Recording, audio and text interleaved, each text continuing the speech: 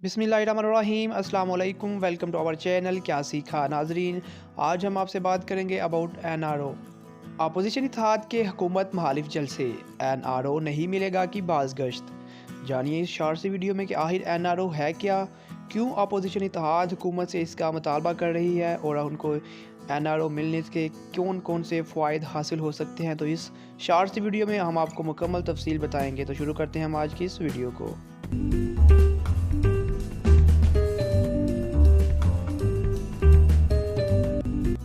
वज़ीर-ए-आज़म इमरान खान की जानिब से PDM के जलसों के इनेकाद पर बारहा एक ही बयान सामने आ रहा है, जिसमें बस इसी एक ही जुमले की बातगत सुनाई दे रही है कि NRO नहीं मिलेगा।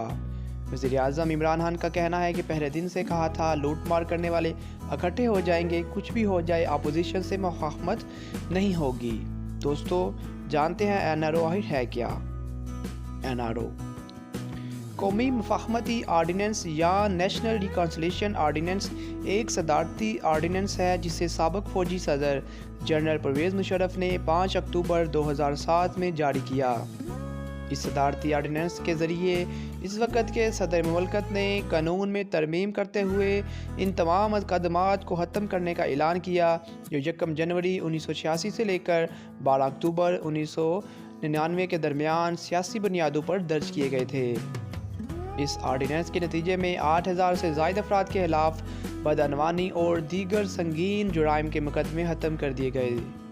लेकिन 2 बरस बाद सुप्रीम कोर्ट के साबिक चीफ जस्टिस इफ्तिखार मोहम्मद चौधरी ने इस आर्डीनेंस को आइन के खिलाफ करार देते हुए कालादम करार दिया, जिसके बाद ये मुकदमा दोबारा खोल दिए गए।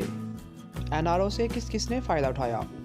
बुनियादी तौर पर यह एक कानून इस वक्त पीपल पार्टी के जलावतन सरबराह बेनज़ीर भुट्टो की पाकिस्तान और पाकिस्तानी सियासत में वापसी को मुमकिन बनाने के लिए जारी किया गया था।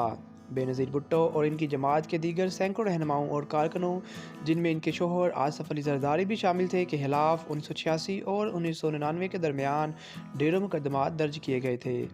इन मुकदमात की मौजूदगी में बेनज़ीर भुट्टो और इनके साथी वतन वापस नहीं आ सकते थे, जबकि जनरल परवेज़ मुशर्रफ इन्हें मुल्की सियासत में वापस लाना चाहते थे ताकि मुल्क और अपने आप को बड़े सियासी बहरान और बैनुल-अक़वामी दबाव से महफूज रख सकें।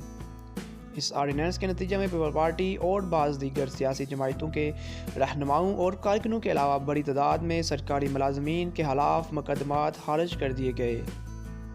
इस कानून की वजह से इस वक्त की मुत्तहिदा कौमी मूवमेंट के रहनुमाओं और कारकुनों के खिलाफ भी बड़ी तादाद में मुकदमात ख़त्म हो गए थे। सुप्रीम कोर्ट से इस आर्डीनेंस का कालादम करार दिए जाने के बाद ये मुकदमात दोबारा खुल गए थे, लेकिन इस वक्त बेनज़ीर भुट्टो इस दुनिया में नहीं थी। दीगर अफराद इस वक्त मुकदमात खुलने की वजह से कुछ परेशान तो हुए, लेकिन इस वक्त पीपल पार्टी की हुकूमत होने की वजह से कोई बड़ी गिरफ्तारी अमल में नहीं आई थी। वज़ीर-ए-आज़म इमरान खान का NRO से क्या मुराद है। चूँकि अदालत से मुस्तरद होने के बाद NRO का किस्सा तो 9 साल पहले ख़त्म हो चुका है, लेकिन इसका इस्तेमाल अब सिर्फ एक सियासी इस्तिलाह के तौर पर ही हो सकता है। अदालत में चूँकि इस तरह के आर्डीनेंस को इम्तियाज़ी करार दिया जा चुका है, तो इस तरह के कानून या आर्डीनेंस को दोबारा जारी करना भी मायनी होगा, क्योंकि अदालत गुज़श्ता फैसले की रोशनी में NRO या इस तरह के किसी भी कानून को फ़ौरन मुस्तरद कर देगी।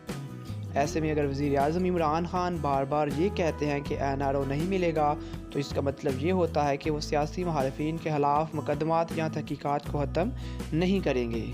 तो दोस्तों ये थी हमारी आज की वीडियो। उम्मीद करता हूँ आज आपने इस वीडियो से कुछ ना कुछ ज़रूर लर्न किया होगा। उम्मीद करता हूँ आप हमारी इस वीडियो को लाइक शेयर ज़रूर करेंगे। उसके अलावा हमारे इस चैनल को सब्सक्राइब भी ज़रूर करेंगे, क्योंकि हमें आपकी सपोर्ट की बहुत ज़रूरत है। मिलते हैं हम नेक्स्ट वीडियो में, तब तक के लिए अल्लाह हाफिज़।